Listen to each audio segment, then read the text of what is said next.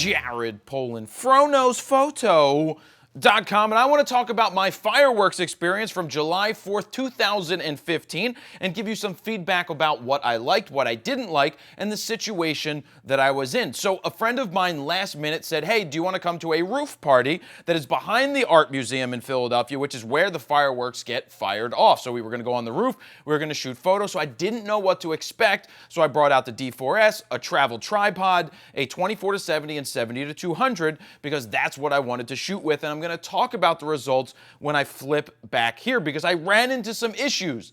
But that's always going to happen, and you have to figure out what to do to get around those issues. So let's take a look at some of the photos right now. So here we go. I ended up shooting this one at 190 millimeters. Actually, you know what? I'll show you non-keepers, because there are always non-keepers. You can see that I was far away. I wasn't that far away, but the vantage point is I didn't know where the fireworks were going to shoot off. I didn't want to have this in the background because I couldn't get the city in the background. And so basically, here, let me show you this. Let me show you this photo. This was the look, the area that we had. You have this down here, which is a roof in the distance, because I thought maybe the fireworks would have been higher in the sky, but they weren't. So because of this issue, I had to make a change because I didn't want to have that in the foreground. And my idea was to shoot wider shots to get the whole fireworks explosion in there, but that wasn't going to work because the street that I was on, it didn't look good. Now, yes, photos on, with interesting buildings and architecture in the foreground can look really good, and I do encourage you shooting that. But in this situation, this wasn't going to work out. So on the fly, I went from the 24-70 and switched over to the 70-200 and focused on just shooting tighter shots of the explosions in the sky. Good band to edit to, by the way, Explosions in the Sky. So that's what I ended up doing. I had to think on the move. I'm like, all right, this isn't going to work. Well, I only have 10 minutes of fireworks or 12 minutes, whatever it is. Let's go for tighter shots, find it in the sky, and get it right. Now, the settings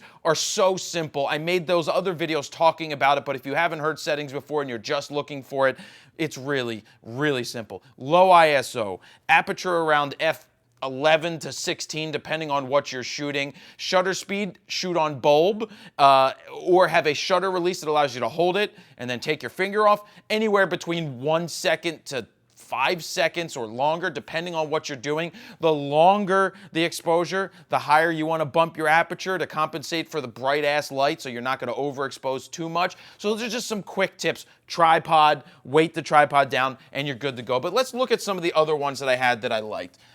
So this is okay. You know, it's not spectacular, but you never know. It could be a shot that's usable for somebody. 2.4 seconds, f16, ISO 100, shooting with the D4S this time. Not very good.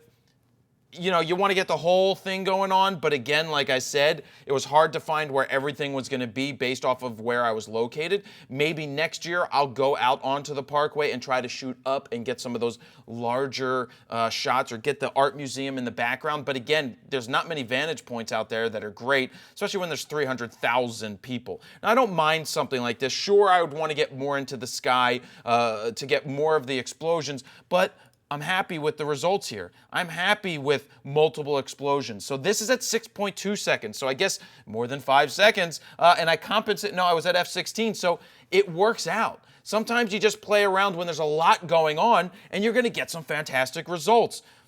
Obviously, that's all red.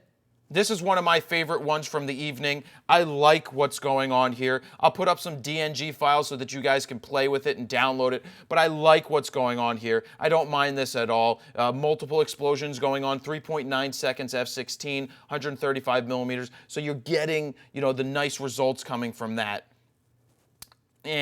I wish I was further back for this. That would have been better. Because here's the view. Let's just show you the exposure. That's what the buildings look like there. And yeah, you can't really see them here, but I think shooting lower, at a lower angle, shooting up would have been better if I was closer. I just don't like having the building in the background because it doesn't give enough contextual results to the image. So there you have it. This is like the last one, 5 seconds.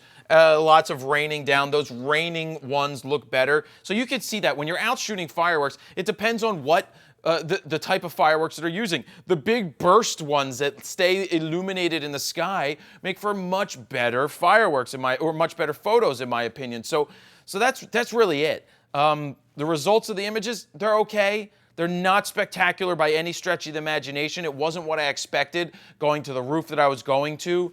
I didn't have a clear shot of the skyline or anything to make it even better. So what I focused on was shooting tighter. That's just what happened. So there's always different things that you can do, and there's always issues that are going to arise when you're out shooting. I so happened to have to deal with the one that I dealt with last night, and it's fine. I'm okay with what I got.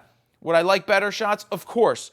But now I'll do better next time, because that's what it's about. You shoot, you shoot, you shoot, and you get better. So again, that's it. Hope you guys had a great time shooting, and that's where I'll leave it. Jared, PolandFronosPhoto.com. See ya.